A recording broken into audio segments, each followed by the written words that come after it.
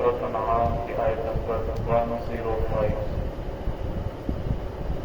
اعوذ باللہ من الشیطان الرجیم، بسم اللہ الرحمن الرحیم، اتبع ما اوحی الیک من ربک لا الہ الا هو وأعرض عن المشركين ولو شاء الله ما أشركوا وما جعلناك عليهم حفيظا وما أنت عليهم بوكيل ولا تسبوا الذين يدعون من دون الله ويسبوا الله عدوا بغير علم كذلك زينا لكل أمة عملهم ثم إلى ربهم مرجعهم فينبئهم بما كانوا يعملون۔ سماع۔ بسم اللہ الرحمن الرحیم، اتبع ما اوحی الیک من ربک لا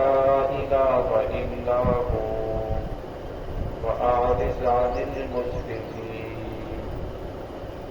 ولو شاء الله ما أشركوا وما جعلناك عليهم حفيظا وما أنت عليهم بوكيل ولا تسبوا الذين يدعون من دون الله فيسبوا الله عدوا بغير علم كذلك زينا لكل أمة عملهم ثم إلى ربهم مرجعهم فينبئهم بما كانوا يعملون۔ اتبع، آپ اتباع کیجیے، معمول یا وہ جو وحی کیا جا رہا ہے الیہ کا آپ کی طرف، رب کا آپ کے رب کی طرف سے، لا الہ الا ہو، نہیں ہے کوئی الہ مگر ہوگی، وآنس، اور آپ اعراض کیجیے، عن المشرکین، مشرکین سے، ولو شاء اللہ، اگر اللہ رب العزت چاہتے، ما اشرکوا، تو کوئی بھی شرک کرنے والا نہ ہوتا، وما جعلناک علیہم حفیظا، اور نہیں ہم نے بنایا آپ کو علیہم ان پر حفیظا، نگران،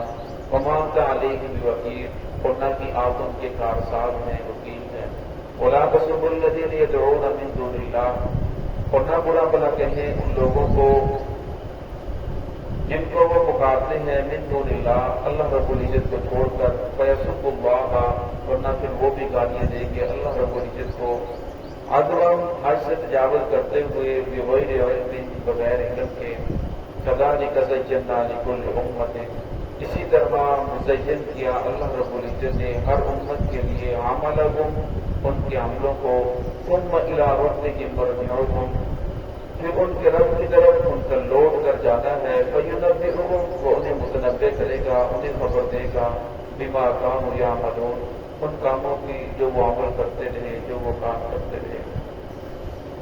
گزشتہ دو رکوعوں کے اندر اللہ رب العزت نے شرک کی تردید کی اور توحید کو بیان فرمایا، اور پھر یہاں سے اللہ رب العزت نے محمد رسول اللہ صلی اللہ علیہ وسلم کو تسلی دی، جہاں آپ صلی اللہ علیہ وسلم کو تین حکم دیے اور امت کو سمجھایا، فرمایا اتباع کیجیے ما اوحیا اس کی جو وحی کیا جاتا ہے اللہ رب العزت کی طرف سے، جو اللہ رب العزت کی طرف سے وحی آ رہی ہے آپ بس اس کی اتباع کریں، اور آگے فرمایا لا الہ الا ہو کوئی ایسی ہستی نہیں ہے جس کی اتباع کی جائے بلا چوچرا جس کے آمنے انسان اپنے سر کو جھکا دے، فرمایا وہ ایک ہی ذات ہے، وہ اللہ رب العزت کی ذات ہے جس کے سامنے انسان اپنے سر کو جھکا دیتا ہے، اور فرمایا بغیر کوئی بات سمجھ کے اندر آئے نہ آئے عقل کے اندر آئے نہ آئے جب اللہ رب العزت کا حکم سامنے آ جائے تو فرمایا انسان کو سر تسلیم فہم کر دینا چاہیے، تو فرمایا وہ ایک ہی ذات ہے اللہ رب العزت کی ذات جس کے سامنے انسان کو اپنے آپ کو پیش کر دینا چاہیے۔ وَأَعْرِضْ عَنِ الْمُشْرِكِينَ تیسرا حکم یہ دیا گیا کہ آپ مشرکین سے اعراض کیجیے، کیونکہ جو مشرکین تھے وہ آپ صلی اللہ علیہ وسلم کو کبھی مجنون کہتے تھے، کبھی جادوگر کہتے تھے، کبھی کہتے تھے کہ یہ دیوانہ ہے، کبھی کہتے تھے کہ یہ اس کے اوپر جادو ہو گیا، کبھی کہتے ہیں یہ دوسروں کے اوپر جادو کر رہا، تو طرح طرح کے آپ صلی اللہ علیہ وسلم کو القابات بھی دیتے اور آپ صلی اللہ علیہ وسلم کو برا بھلا بھی کہتے ہیں، تو اللہ رب نے فرمایا کہ آپ اعراض کیجیے، یہ جو کہتے ہیں تو کہتے رہیں، لہٰذا جب آپ اعراض کریں گے تو فرمایا پھر ان کے اوپر اور زیادہ چوٹ لگے گی، وَلَوْ شَاءَ اللَّهُ اور میں اگر اللہ رب العزت چاہتے مَا أَشْرَكُوا تو دنیا میں کوئی بھی شرک کرنے والا نہ ہوتا، اور میں اگر اللہ رب العزت چاہتے تو انسانوں سے یہ گناہ کرنے کی صلاحیت ختم کر دیتے، جس طرح اللہ رب العزت نے فرشتوں کو پیدا فرمایا لیکن اس کے اندر صرف نیکی کرنے کی صلاحیت ہے، گناہ کرنے کی صلاحیت ہی نہیں، وہ کر ہی نہیں سکتے،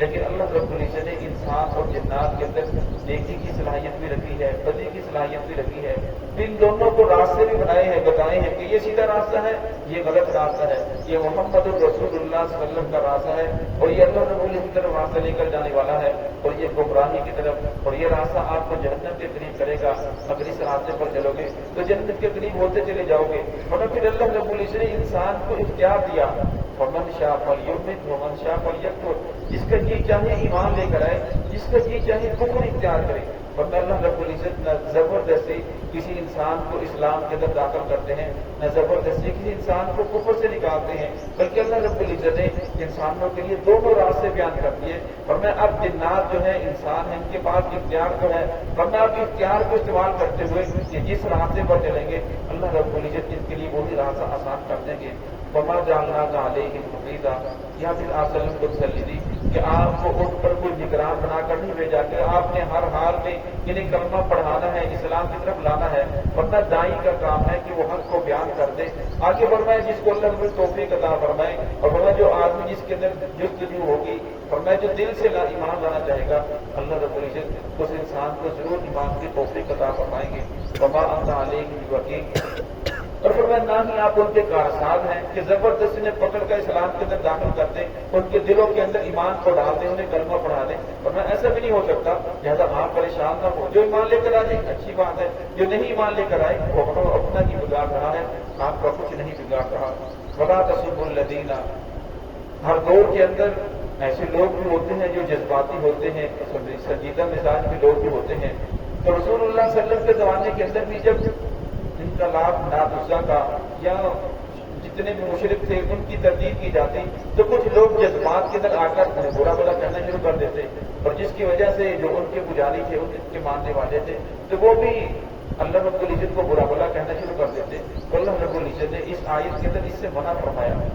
اور میں بعض مرتبہ انسان کا مزاج ایسا ہو جاتا ہے وہ کفر کے اوپر ڈٹا ہوا ہے لیکن وہ اپنے آپ کو حق پر سمجھتا ہے، وہ بدعات کے اندر لگا ہوا ہے، وہ سمجھتا ہے کہ میں جس کے اوپر لگا ہوں یہی چیز حق ہے، اور میں اگر اسے سمجھانے کی کوشش کرتا ہے، سیدھے راستے پر لانے کی کوشش کرتا ہے، وہ آگے سے ضد کے اوپر اتر آتا ہے، چھوڑنے کے لیے تیار نہیں ہوتا۔ اور میں ایسے آدمی کے اوپر آپ زبردستی نہ کریں، بار بار بھی سمجھانا، اور میں آپ کا کام ہے کہ حق کو بیان کر دینا، آگے کوئی مان لے کر آئے تو اچھی بات ہے، اگر نہ ہی مان لے کر آئے تو میں آپ پریشان نہ ہوں۔ تو یہاں بھی یہی فرمایا وَلَا تَسُبُّوا الَّذِينَ، آپ نہ، یعنی سب اللہ یہاں گالی کا معنی بیان کیا کہ ہر سبق کا معنی ہے ہر ایسا الفاظ، ہر ایسا کلمہ جس سے دوسرے کو تکلیف دینا مقصود ہو، دوسرے کو سمجھانا مقصود نہ ہو بلکہ دوسروں کو تکلیف دینا مقصود ہو۔ بہت سارے ایسے لوگ ہوتے ہیں جو اصل کے اندر دوسرے کو سمجھا رہے ہوتے ہیں، مجھے کہہ رہی ہے کہ میں تجھے سمجھانا چاہتا ہوں، تیری اصلاح کرنا چاہتا ہوں، لیکن سب کے سامنے اسے ذلیل کر رہے ہوتے ہیں۔ وہ یہ سوچ رہا ہوتا ہے یہ میری اصلاح ہو رہی ہے، یہ مجھے ذلیل کیا جا رہا ہے۔ اب اس کے دل کے اندر محبت نہیں بیٹھتی، اب وہ سمجھنے کے لیے تیار نہیں ہوتا، الٹا اس کے دل کے اندر نفرت بیٹھتی ہے، یا تو اسی وقت بد کلامی کو اتر آتا ہے، یا وہ پھر وہ بات کے اندر بات سننے کے لیے تیار نہیں ہوتا۔ اور میں جب بھی، چاہے کافر ہو، مشرک ہو، یہودی ہو، اور میں جب بھی آپ کا اگر مقصود یہ ہے کہ اس کی اصلاح کرنا ہے، فرمایا پھر تو آپ حق کو بیان کریں۔ فرمایا اگر اس لیے حکم یہ ہے کہ جو مشرکین کے بارے میں آیات ہیں، فرمایا ایسی جگہ پڑھنا جہاں صرف مقصود ان کو تکلیف دینا ہو، اور میں اس کو پڑھنے سے منع فرمایا۔ ہاں فرمایا اگر اسلام مقصود ہو تو پھر ان آیات کو پڑھا جا سکتا ہے۔ تو یہاں بھی فرمایا وَلَا تَسُبُّوا الَّذِينَ، اپنا گالیاں دے ان لوگوں کو جن کو وہ پکارتے ہیں من دون اللہ، اللہ رب العزت کو چھوڑ کر، لات منات دوسرا کوئی جن کی وہ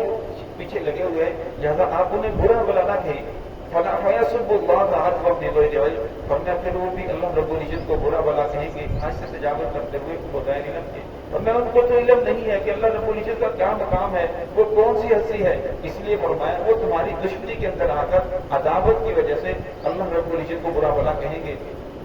تو اس لیے فرمایا اس کا یہ ہرگز مطلب نہیں ہے کہ دائی کو وہ مشرکین کو دعوت نہ دے، کفار کو دعوت نہ دے، یہ جو آدمی بدعت کے اوپر لگا ہوا ہے، رسومات کے اندر ملوث ہے، انہیں دعوت نہ دے۔ فرمایا دعوت دینا یہ اس کے ذمہ فریضہ، اس کے فرائض میں داخل ہے، لیکن فرمایا اگر دل کے اندر مقصود یہ آ گیا، بات یعنی اسے تکلیف دینی ہے، تو فرمایا پھر یہ غلط ہو جائے گا۔ فرمایا پھر الٹا ثواب کی بجائے انسان کی پکڑ ہوگی۔ وَكَذَلِكَ زَيَّنَّا لِكُلِّ أُمَّةٍ عَمَلَهُمْ، اور میں جب لوگ شرک کو چھوڑنے کے لیے تیار نہیں ہوتے، بدعات کو چھوڑنے کے لیے تیار نہیں ہوتے، حق بات سامنے آ جانے کے باوجود پھر بھی وہ نہیں دیکھتے کہ محمد رسول اللہ صلی اللہ علیہ وسلم کا راستہ کیا ہے، اللہ رب العزت کس کی طرف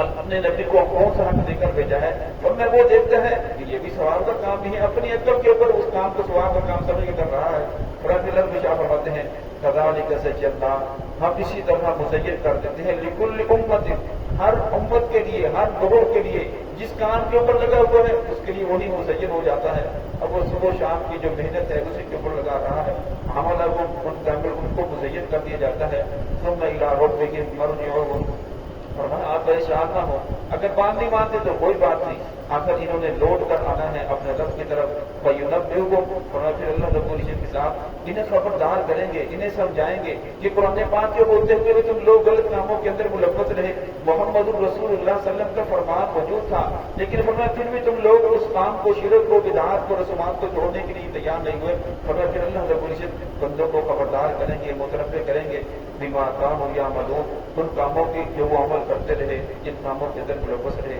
تو اللہ رب العزت ہم سب کو صراط مستقیم پہ چلنے کی توفیق عطا فرمائے۔